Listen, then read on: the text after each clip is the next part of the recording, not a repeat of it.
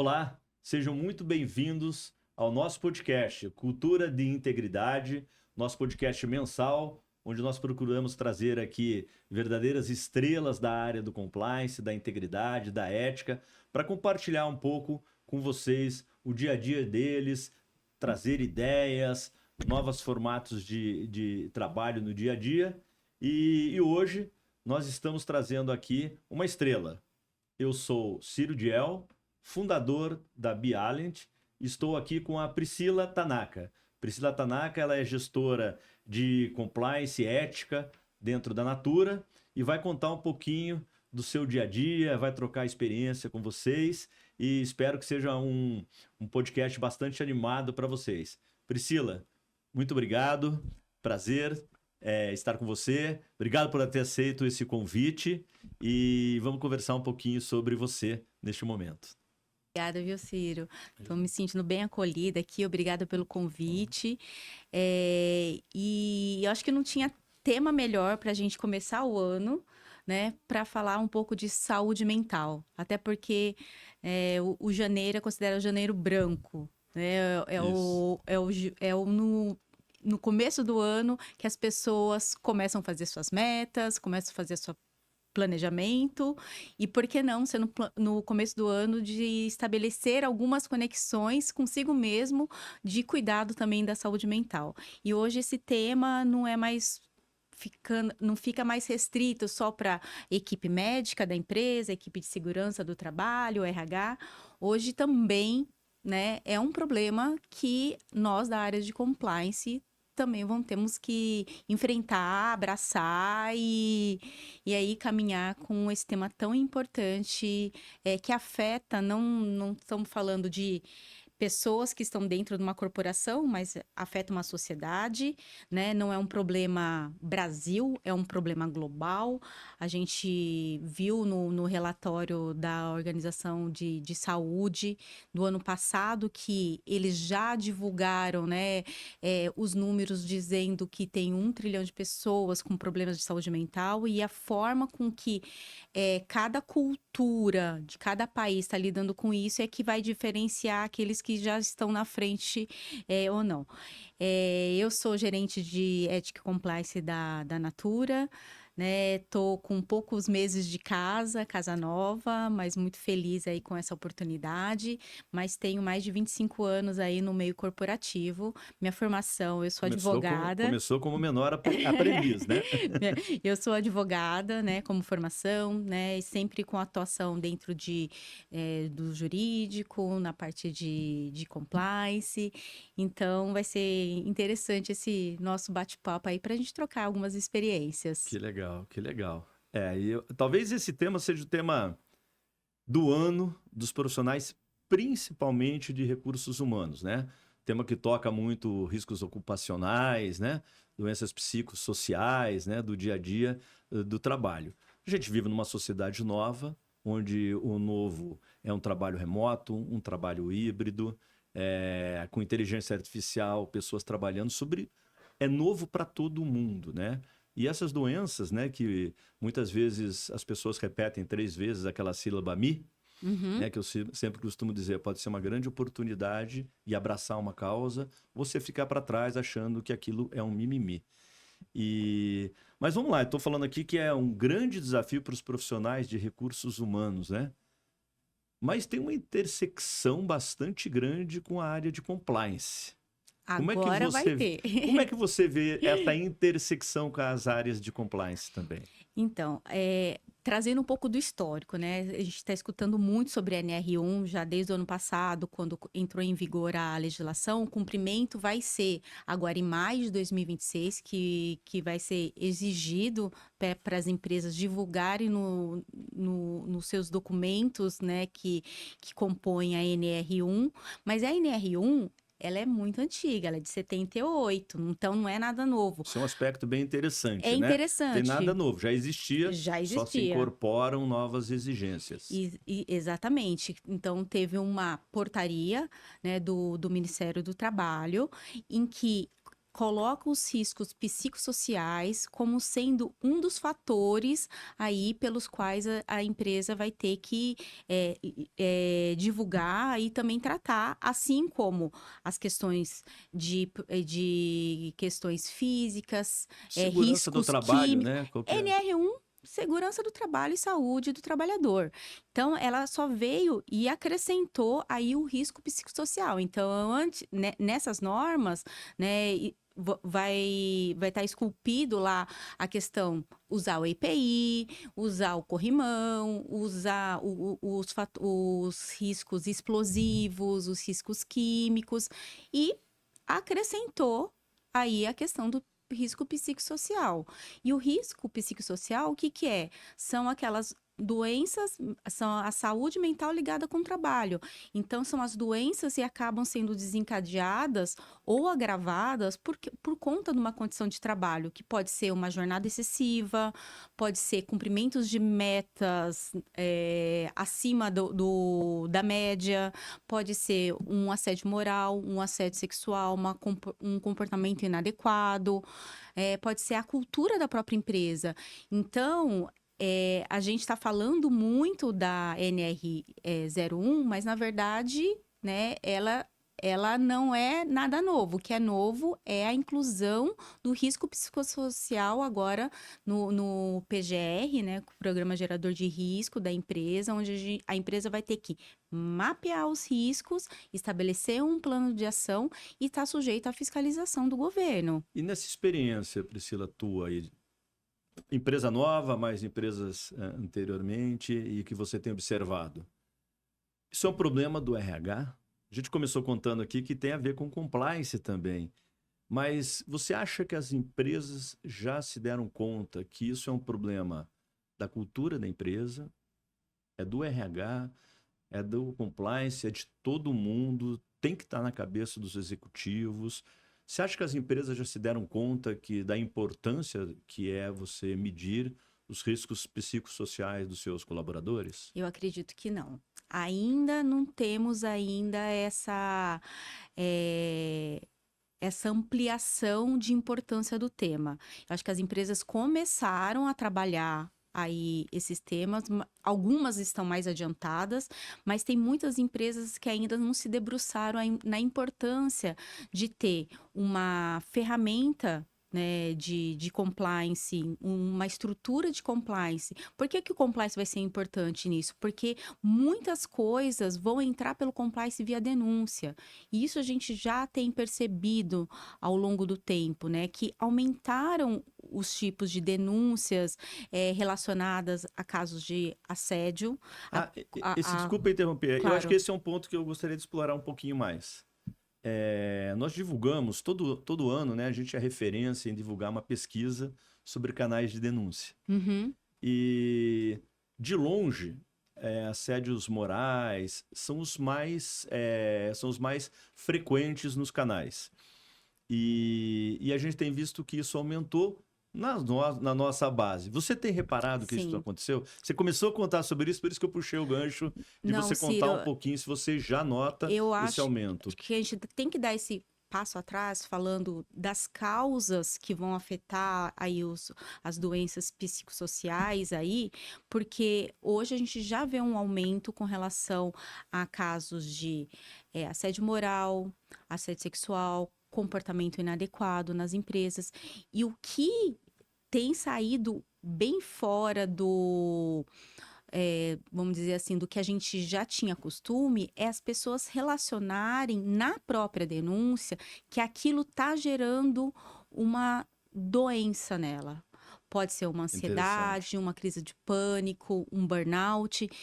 Então, aqui que o compliance vai ter que entrar junto com as outras áreas. É responsabilidade de todos da empresa, mas eu acho que tem algumas áreas que vão ser aí as grandes guardiãs desse tema, que é o RH, o time de saúde ocupacional, o time de compliance e o time de jurídico. Eles vão ter que estar muito alinhados, andando junto, porque hoje, né, se as pessoas estão acionando o canal e já estão levantando a mão que elas estão com problemas mentais, com problemas de saúde mental, é porque alguma coisa realmente De concreto está acontecendo.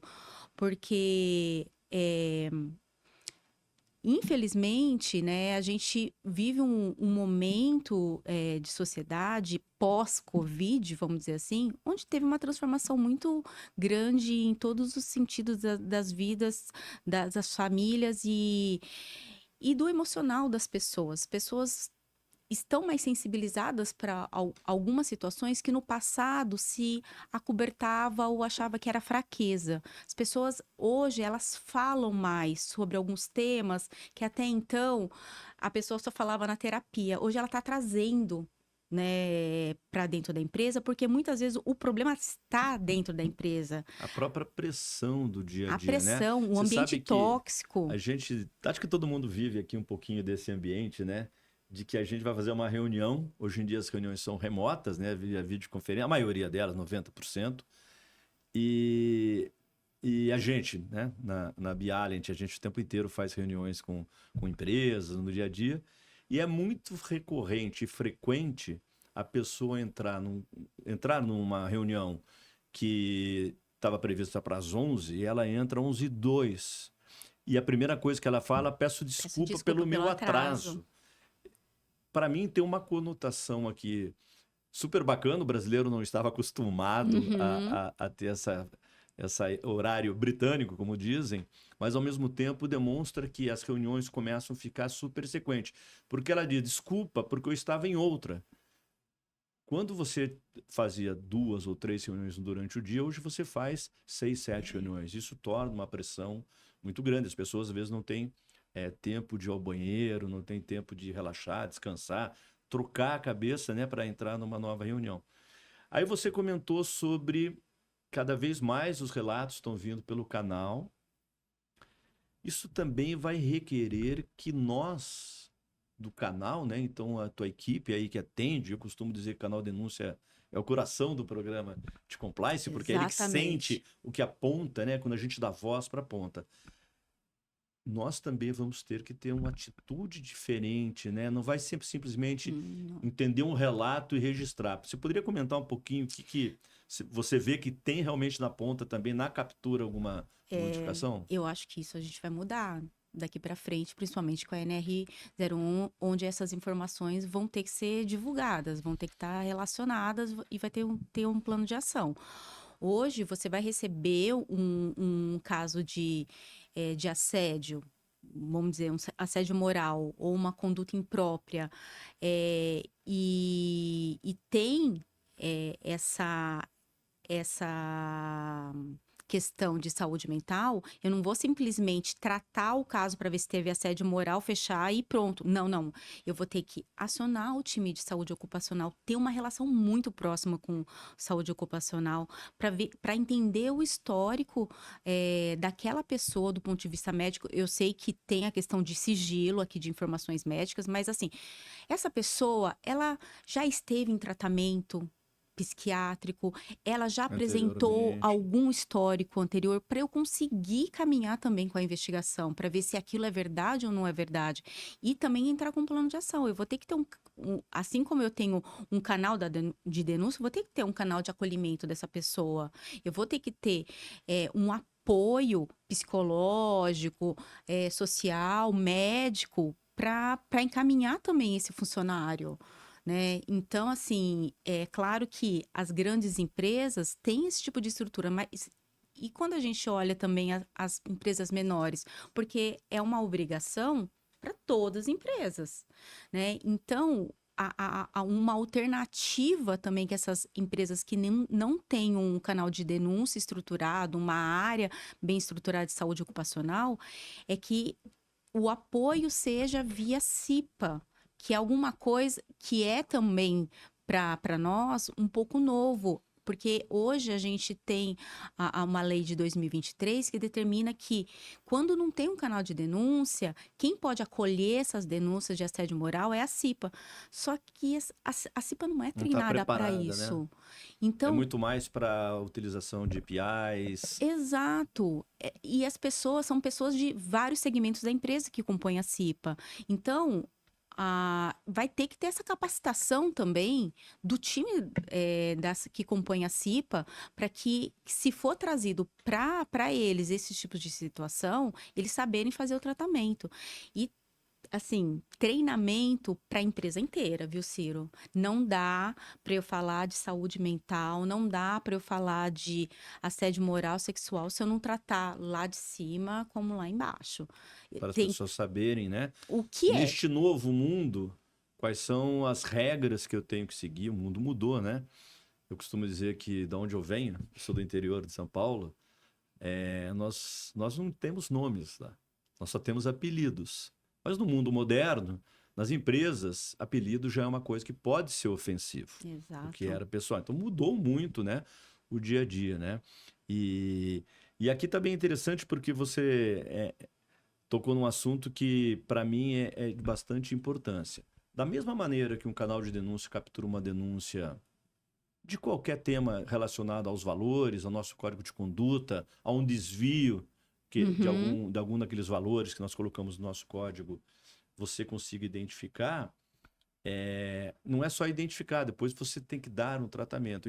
Eu achei bastante interessante o teu comentário sobre o canal do acolhimento. Uma pessoa doente, ela precisa ser acolhida. Não é simples para as pessoas também que estão sofrendo. Não. Porque é fácil, né? Eu quebro uma perna, eu machuco minha perna, eu vou num ortopedista, eu vou num gastro quando eu estou com problema estomacal. Porém, uma doença da cabeça tem que ser atendida por um canal de acolhimento que vai tratar daquele problema psicossocial. Então, achei bastante interessante. Você vê que cada vez mais as empresas têm que implementar esse canal do acolhimento, seja interno, seja contratando uma clínica. Como é que você vê esse processo? Exatamente. Eu acho que interno ou externo, mas tem que ter um canal para apoiar esse colaborador que está já sinalizando via denúncia, e muitas vezes ele vem pela denúncia, essa questão do diagnóstico, do sentimento que tá atrapalhando a vida mental dele, justamente por conta da confidencialidade do canal. Às vezes a pessoa se sente envergonhada ou ameaçada de falar com um gestor, porque às vezes é o próprio gestor que é o que está causando aquela situação. Às vezes não tem um médico do trabalho à disposição ali na empresa, então vem pelo canal.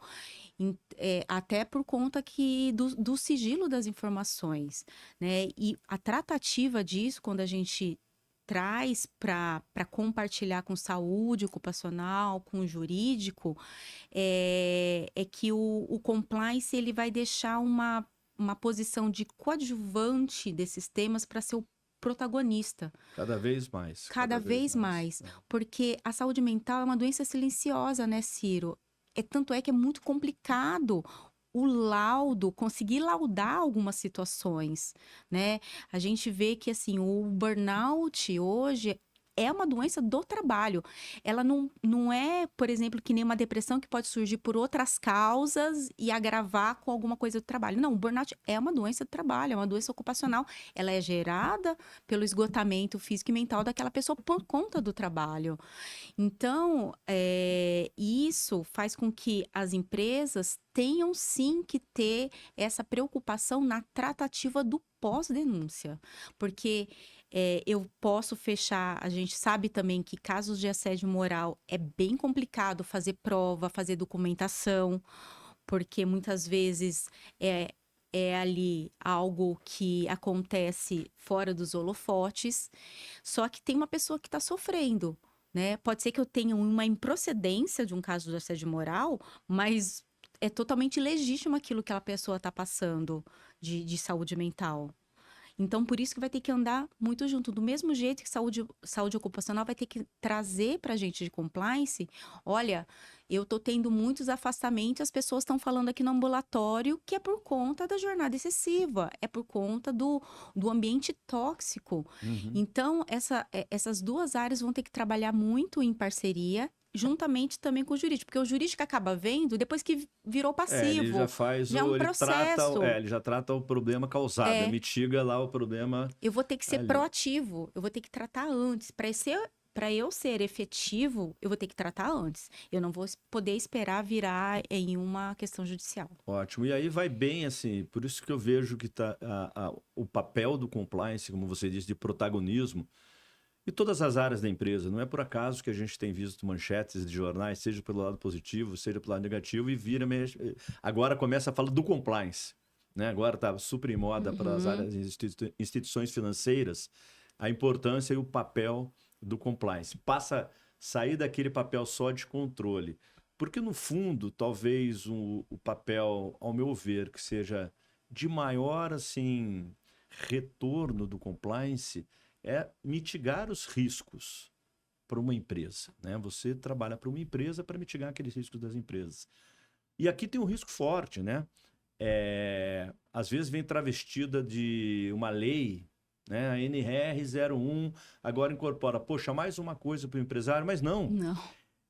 Novamente, vem para o compliance, né? Aquele meu tema de dizer, se uma pessoa está sofrendo de uma doença psicossocial, ela produz mesmo. Produz. Além do problema que ela vai ter, que nós temos que tratar que a pessoa ficou doente, muitas vezes na nossa empresa, como resultado das práticas nossas, das nossas empresas, que muitas vezes fazemos sem nos dar conta que a gente está acontecendo aquele processo, ou aquele profissional, e o risco para o trabalhador, mas traz um risco gigante para a empresa. Seja pela ótica de uma multa, que com certeza virão muitas, né, na hora que as empresas estiverem fazendo o greenwashing na área DSG, né, mas fingindo que ele tem um programa sério de cuidar das pessoas, mas também passa no processo de perda de produtividade, que toca no balanço das empresas. Então, passa também, mais uma vez. Você não acha que isso passa pelo compliance, explicar um pouquinho sobre gestão de riscos, contar um pouquinho o que você faz hoje em gestão de riscos, que poderia estar incluído também mais um risco, que é um afastamento de um profissional? Então, Ciro, tem uma pesquisa, né, feita na Universidade da Califórnia, que os trabalhadores felizes produzem mais. 31% é o aumento da produtividade. E não é só o aumento da produtividade, é engajamento, é a marca empregadora, é a questão de diminuição de turnover, e tudo isso custa para a empresa, né? Sem contar os aspectos positivos dos colaboradores falando bem, indicando para os seus amigos, para os seus familiares, fazendo um trabalho de marketing gratuito para nós. Exato, né? É o melhor, né? É o melhor. Referenciando que legal, que local legal que eu trabalho, eu sou saudável, sou feliz, né? Você atrai novos profissionais, né? E a questão também da saúde mental, ela afeta muito a questão do absenteísmo, né? Porque quanto mais colaboradores afastados, mais gera custo para a empresa, porque tem que ter uma substituição. E normalmente, pela estatística do Ministério da Previdência, são 3 meses de afastamento que uma pessoa leva, em média, com casos de saúde mental. Então, é representativo, Demais, né? demais. Esse homem trabalho para a empresa. E o compliance, ele vai entrar no sentido que ele vai levantar a mão do risco que está correndo a empresa. do risco. Do mesmo jeito que o compliance levanta falando que tem um risco num processo onde está tendo fraude, está tendo risco num processo por estar descumprindo alguma regulamentação, uma lei ambiental, etc., ele também vai levantar a mão primeiro falando, olha, aqui eu estou tendo um risco psicossocial, porque eu vou ter um mapeamento de qual é a área que está gerando mais afastamentos médicos por saúde mental e tem mais denúncias. Quais são, né, os gestores que comumente ou, né, a liderança tá mais próxima e faz com que não tenha um turnover tão alto. Você cruza isso com pesquisa de engajamento. Então vai estar tudo muito conectado quando a gente fala de É, saúde mental. dentro dessa conexão, a gente mencionou na pergunta anterior, no papo ali anterior, sobre o jurídico. O jurídico vem depois, né? Mas vai mudar isso, né? Porque o papel do jurídico vai compor essa equipe multidisciplinar que hoje está sob a responsabilidade do Recursos Humanos, mas que vai estar envolvido com compliance e o jurídico também. Você não acha que ele tem que estar também no preventivo, que até então não era normal, né? O jurídico sempre entra para tentar Depois, remediar alguma coisa que já aconteceu. Como é que você vê o papel do jurídico dentro desse processo? exatamente, ele vai ter que vir para compor esse grupo multidisciplinar, porque o jurídico vai apoiar no sentido, olha, tá tendo um pool de demandas com essa temática aqui de saúde mental, assédio moral, de determinada área. Eu vou entrar com algum plano de ação, com um plano de mitigação, mas também eu quero saber de você, jurídico, o que eu preciso de elementos de base também para depois, quando vier uma ação, eu ter elementos suficientes para também me defender, porque também não adianta nada eu ter um programa robusto, ter plano de ação e não conseguir comprovar. Né, que no final das contas vai ser isso que o governo vai saber. O que você, empresa, está fazendo para mitigar, né, esse risco, esse volume de afastamentos que onera de uma certa forma, né? Eu sei que todo mundo contribui para a Previdência, a empresa, o empregador, o empregador ou o empregado, mas assim, a gente está onerando os cofres públicos no momento que a gente está gerando mais afastamentos médicos. Né? A pessoa vai ter que ficar recebendo, né, o benefício previdenciário, muitas vezes, né, esse benefício pode prorrogar por anos e anos, dependendo da situação. Então, o jurídico vai compor justamente para nos dar aí esses elementos que a gente precisa guardar também de prova para uma eventual demanda. Ou até para criar um modelo que eu acredito bastante interessante, que a gente comece a criar mecanismos. É novo para todo mundo, mas que as equipes de compliance, junto com o jurídico, junto com recursos humanos e outras disciplinas, que a gente comece a criar mecanismos de precaver que aconteça, né? Quando a pessoa liga, já aconteceu. Então, acho que essa equipe disciplinar também vai ter um papel. Você não acredita que ela vai ter um papel também de criar mecanismos que evitem? Sim, com certeza. Não só certeza. de coibir, mas que criem novas políticas, que criem novos ambientes. Como é que você vê essa participação também na prevenção à ocorrência? Não só no tratamento, claro que é muito importante, mas na prevenção. Sim, com certeza. A prevenção vai ser mais importante do que a remediação, Exato. eu tendo a dizer, porque esse trabalho preventivo que a gente vê muito hoje nas empresas relacionada à segurança do trabalho, então tem uma escada, tem um corrimão, tem uma plaquinha. Você vai para outro lugar, tá esse rodil, tem essa plaquinha. Ela tem a segurança do trabalho faz essas prevenções no ambiente de trabalho. A gente vai ter que fazer essas prevenções.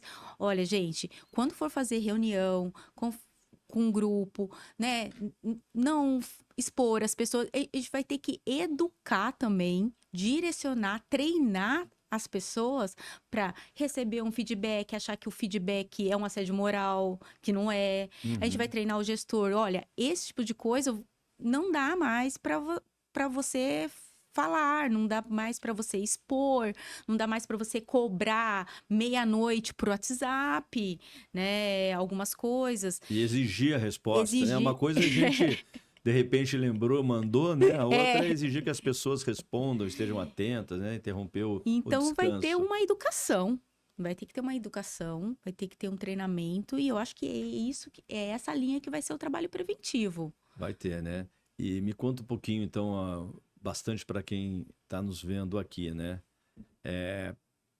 Pra gente, né, de compliance, canal de denúncia já é alguma coisa trivial. Uhum. Quais são as características que você acha que esse canal de acolhimento, tão importante como você disse, que eles devam herdar de um canal de denúncia? Confidencialidade? Quais são os pré-requisitos? Então, para vocês que estão começando com o programa de NR01, de repente do zero, estão pensando em criar um canal de acolhimento, quais são as características específicas de um canal, dando dica aqui para o pessoal, para o canal de acolhimento? Eu acho, Ciro, que o principal você falou, né? É a questão do sigilo. Porque esse canal de acolhimento e de tratativa de situações ligadas à saúde mental, principalmente tem que ser muito restrito, tem que ser sigiloso, tem que ter pessoas qualificadas para fazer esse treinamento, esse tratamento, então, formado por psicólogos, muitas vezes assistente social, advogados, porque imagina que um gestor receba uma informação de que o funcionário dele está com crise do pânico por conta de uma determinada situação e exponha isso, né, para o gestor e por conta disso o gestor não quer mais aquela Seja pessoa rotulada, né? Seja rotulada, perseguida. perseguida ali na equipe. Então, assim, esse tipo de cuidado de ser muito Então, assim, restrito. confidencialidade, Uhum. restrito, Restrito, pessoas qualificadas para pessoas qualificadas no tema. no tema, exatamente, e um acompanhamento dessa Uhum. pessoa. A gente não pode simplesmente fazer uma sessão de terapia com um psicólogo e E largar largar ali achando dentro. que vai ser resolvido. Não vai ter que ter o acompanhamento dessa pessoa, E acredito também de não retaliação, né? principalmente de não retaliação. Que tem as mesmas características de um canal de denúncia. Uma pessoa que vai fazer um depoimento que está doente. Porque, assim, o que acho que todo mundo tem que entender é que esse risco psicossocial são doenças da mente, que ali a pessoa está realmente doente. Como se ela fosse falar com o gestor e falar: eu estou com uma doença. E É, eu estou. A mesma seriedade. E fazer essa, entre aspas, denúncia, para mim não é uma denúncia, né?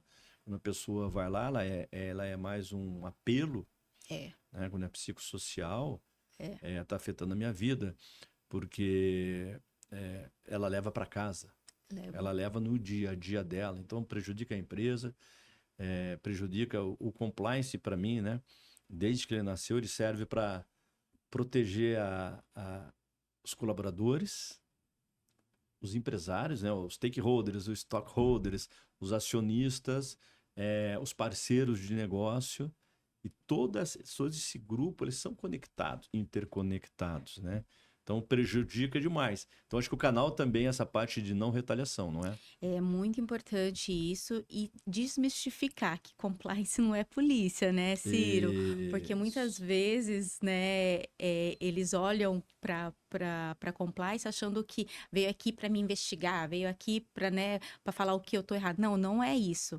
A gente quer realmente fazer um guarda-reio aí uma proteção para que as pessoas saibam os limites, porque se passar daquele limite pode ser prejudicial para a própria pessoa, né? E por isso que a gente tem que garantir essa não retaliação também de uma pessoa que faz qualquer tipo de denúncia na empresa. Isso é muito importante. E esse sentimento de segurança é importante no ponto de vista psicológico. A pessoa sabendo que ela tá levando um problema, tá abrindo, e assim, não é fácil para quem tá passando por uma questão de saúde mental ter a confiança de expor essa fragilidade, né, para o seu empregador. E que outras pessoas podem estar também sofrendo também de uma doença semelhante por um comportamento de uma pessoa dentro da pessoa, exatamente como os outros temas do compliance específicos, né? É,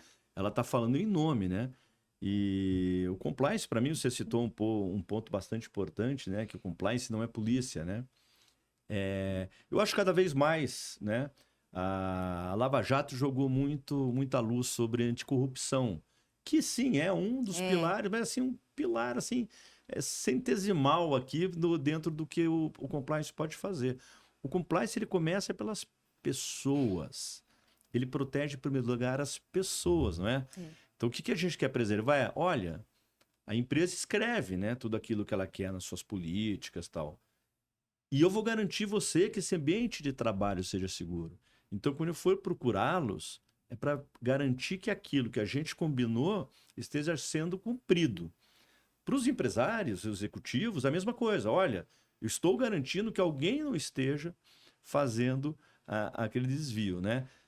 Como eu disse, para o compliance é muito fácil, né? Mas aí para o recursos humanos é a primeira vez, talvez, que o recurso humano vá participar de uma equipe que ele vai, entre aspas, confrontar alguém que esteja causando um dano para a empresa não tão óbvio. Que dicas você tem, então, aí de compliance? Quais são os skills, né, que as pessoas deveriam se desenvolver também na área de recursos humanos para que seja adaptável àquela mudança também de comportamento, que eu preciso não somente identificar, como eu preciso tratar aquela causa e eliminá-la da nossa empresa. Quais são as dicas aí Aí o teu perfil ao longo dos 20 e tantos anos de experiência, que você diria assim, olha, recursos humanos, você estava muito parecida comigo, eu já começo a estar parecido com você, é normal que as áreas vão se parecendo, mas eu tenho algumas dicas que você vai sentir e desvia dessa bala aqui que pode te atingir. E a gente trabalha muito de perto com recursos humanos, né? Quando a gente fala de denúncias ligadas à parte comportamental. Porque a área de recursos humanos vai ter a avaliação de clima, daquela, né? De como que tá o clima da área. Muitas vezes vai ter uma pesquisa de engajamento, também para saber como que os colaboradores estão enxergando, né, o trabalho deles na empresa e também com relação à liderança. Então, o RH ele vai participar com a gente porque tem algumas questões que o RH que vai ter que tratar e o RH que vai ter que realmente nos munir de informações, documentações, para falar assim, não, mas olha, aquele gestor, ele faz conversa sempre com os colaboradores, não é que ele está ausente, ele fala com transparência, com integridade, ou não acontece isso, ele só está querendo entrega. Então vai ser esse termômetro muito do indivíduo acaba ficando com o RH e eu vou ter que me conectar para ouvir deles como que é o dia a dia daquela área? Porque numa empresa grande, você não conhece nem as pessoas. Muitas vezes vai chegar uma denúncia de uma pessoa que eu não sei nem onde ela fica, não sei nem o que exatamente ela faz. E o RH que vai conseguir fazer essa tradução para mim da leitura o RH tem que do estar local muito de trabalho. próximo do compliance. Eu estou vendo aqui na tua fala e pensando que se você é profissional de recursos humanos e se você tiver um profissional de compliance, se aproxime dele, porque grande parte do que tem que ser feito para nos adequarmos à NR01 é enviar seus questionários de riscos psicossociais, ter um canal de acolhimento, tratar isso tudo já é a nossa rotina no compliance, né? E assim, o recursos humanos vai entrar realmente para ter esse olhar, essa lupa, nos dar essa lupa para a gente conseguir enxergar o que está acontecendo naquela relação de trabalho. Né? Então, o difícil, eu acho que até do ponto de vista, não querendo entrar na questão de medicina, porque sou totalmente leiga, mas o grande problema até do diagnóstico do problema de saúde mental é que é uma doença silenciosa, né, Ciro? Às vezes a pessoa tá com dor no estômago, só que ela tá com uma gastrite nervosa por conta de uma questão emocional, né? Às vezes ela tá com um problema cardíaco derivado de uma questão emocional. Então, quando acaba afetando outras partes do corpo, é tratado aquela outra parte, só que não trata a raiz do problema, né? Que é a questão emocional. Então, a identificação dessa doença silenciosa é difícil.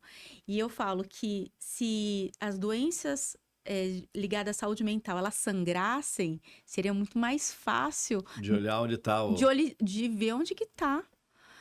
Porque também tem um estigma das doenças onde está. Nossa, Quantas pessoas você ainda Mimimi. escuta que é o mimimi, ou a pessoa vai no psicólogo porque é louca, toma remédio Isso. porque... Não é tão comum na nossa sociedade o uso de Não, terapia, né? não.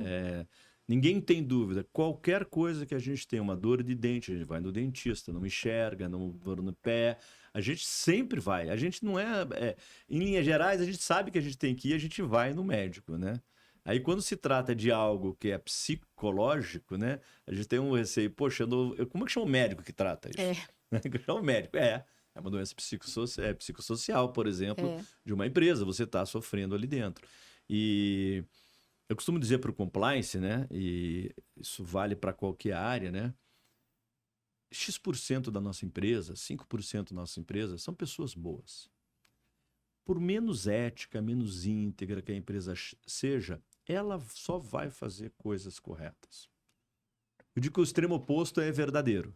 Uhum. Existe 5%, estou falando 5 aqui numa hora de grandeza, né? De pessoas que não são do bem. Uhum. E vão encontrar uma maneira de cometer uma fraude, de cometer um delito, de cometer um ato que não esteja dentro do nosso código de conduta, até que a empresa seja aceita pela empresa e as regras da sociedade. E eu falo com o compliance, né, mas eu estendo isso, essas normas, principalmente a NR01, que deve ser feita para os outros 90% da empresa. É.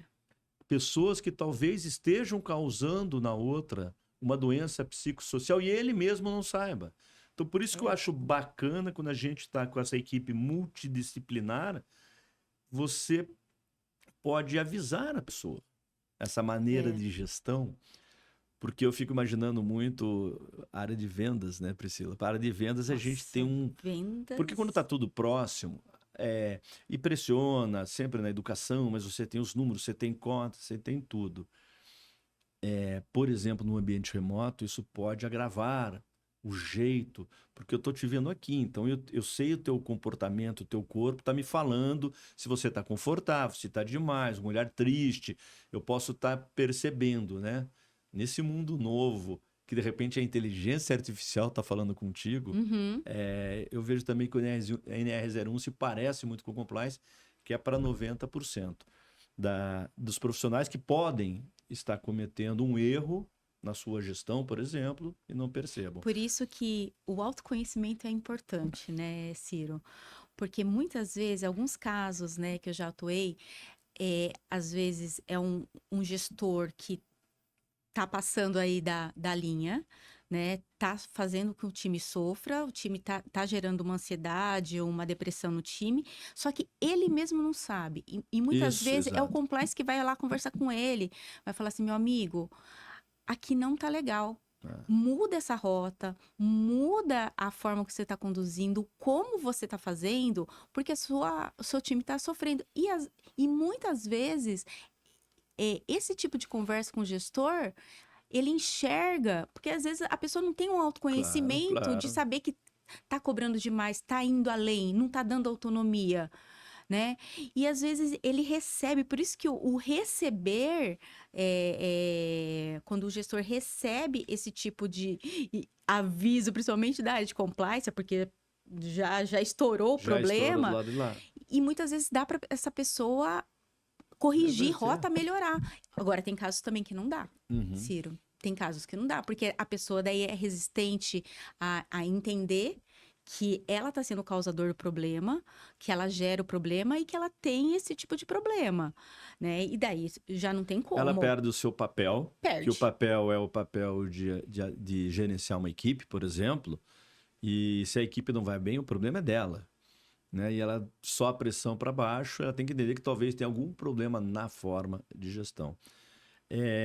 Priscila, se você tivesse que começar, dar dica aqui novamente aqui para quem está nos assistindo e vai começar um programa do zero, que 3, 4 dicas por onde começar um programa, eu vou implementar esse programa dentro da minha empresa. Se alguém ligasse agora, que terminando aqui, liga, Priscila, eu te vi lá, Me dá aí, por onde eu começo? É longo? É difícil? Dá para começar? Começo pequeno, mas eu sou uma empresa nem tão grande, não estou com tanto dinheiro assim como a empresa que você está hoje em dia, tá? Não sou tão grande, como é que eu faço? Primeira coisa é formar um comitê. Um comitê multidisciplinar, onde tem aí o RH, o jurídico, então, a primeira saúde... dica, monta um comitê. Isso. Para entender. Tem que ter esse comitê.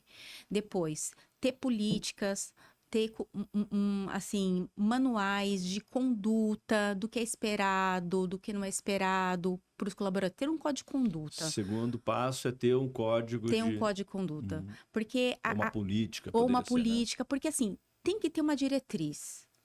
E as pessoas precisam conhecer a diretriz. Então, assim, comunicação. Comunicação é bem importante. Então, as pessoas têm que saber com quem que elas vão falar, o que fala para cada área, porque assim... O que pode falar. O que pode falar, porque assim, tem algumas denúncias que chegam pra gente, Ciro, que eu falo, nossa, isso aqui era só para puxar a pessoa num café, tomar um café e não precisava ter... vindo para um canal de denúncia. Era uma simples conversa, né? Então, as pessoas entenderam o que ela tem que fazer com cada um dos canais da empresa. Então, assim, treinamento. Então, eu acho que é um comitê. Primeiro, montar um comitê multidisciplinar. Segundo, ter uma política, um código de conduta. Que faça isso. Comunicação e treinamento. Comunicação e treinamento. E aí a captura. Através de um canal de acolhimento, um canal de conduta. Isto. Esses seriam os 5 etapas. Isto. Claro, tem os relatórios que tem que ser Sim. rodado, mas esses seriam os passos mais básicos e que a empresa, então, estou entendendo que ela pode começar amanhã. Pode. Não é nenhuma ciência de satélite da NASA. Da NASA que eu preciso fazer isso aqui. É bem simples aqui de se implementar. Eu acho que ter esse alinhamento vai ser muito importante para as empresas, né, conseguir ter a entrada, né, nessas áreas, né? O time de compliance vai ter que andar pelas empresas. Vai ter que sentir. Novo também, nem sempre, nem todos os compliances ainda se deram conta dessa importância. Às vezes fica na salinha ali fechada. Eu apuro todas as denúncias, eu investigo, junto a documentação e encerro o caso. Hoje, eu não... o compliance preventivo, ele não vai poder levar para um conselho, para um CEO... olha, tivemos 800 denúncias com 600 casos fechados, improcedentes. Não é isso. Ele vai ter que levar tendência. O que está acontecendo? O que está sinalizando?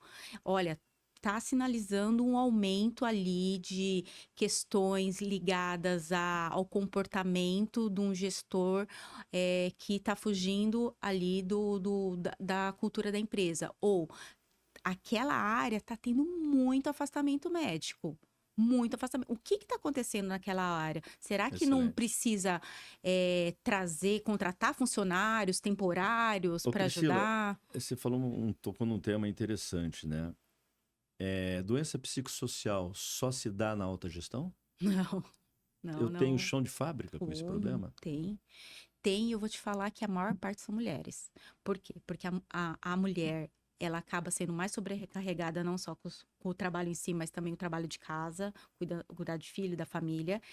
E é engraçado porque até nas estatísticas do Ministério da Previdência Social, a maior quantidade de afastamentos causados por doenças mentais são mulheres. Porque a mulher também tem essa, vamos dizer, facilidade, mas ela consegue se expor mais os sentimentos, né? Sem dúvida então, e isso... Para o homem já é difícil comunicar o sentimento, em linhas gerais.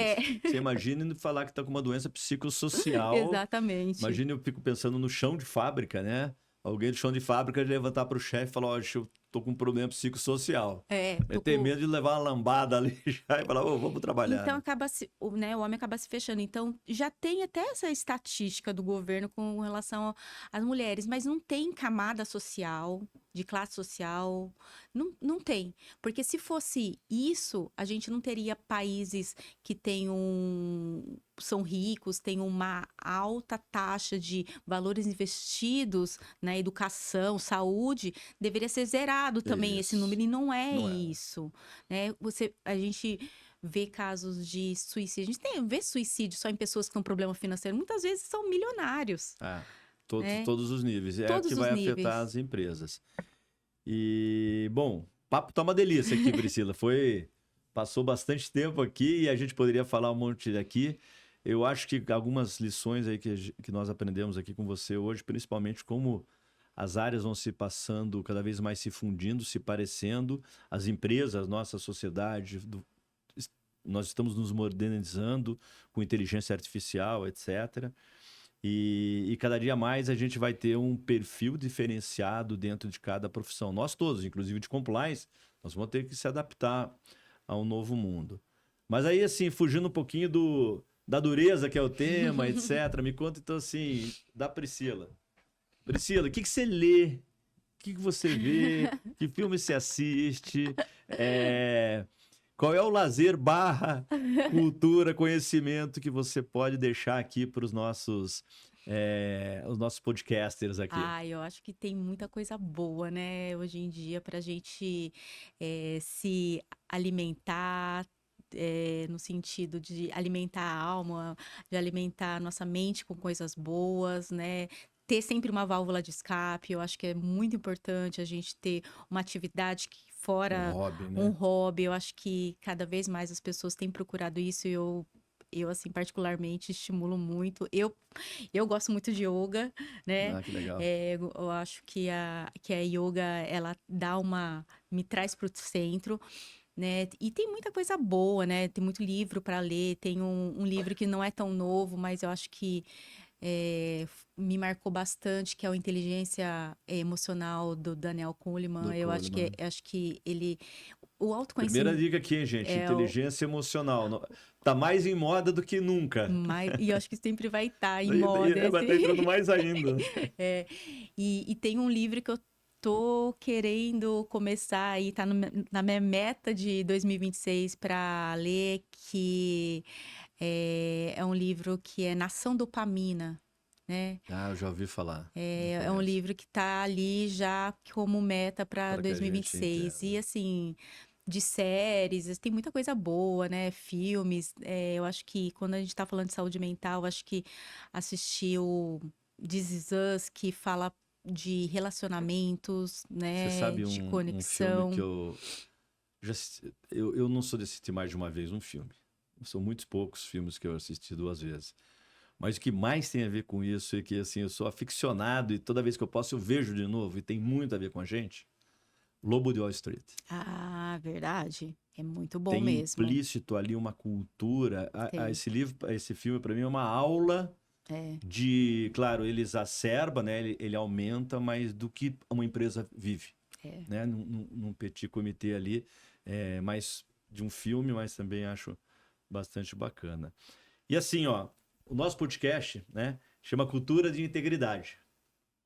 Para terminar aqui, Priscila, o que é cultura de integridade para você?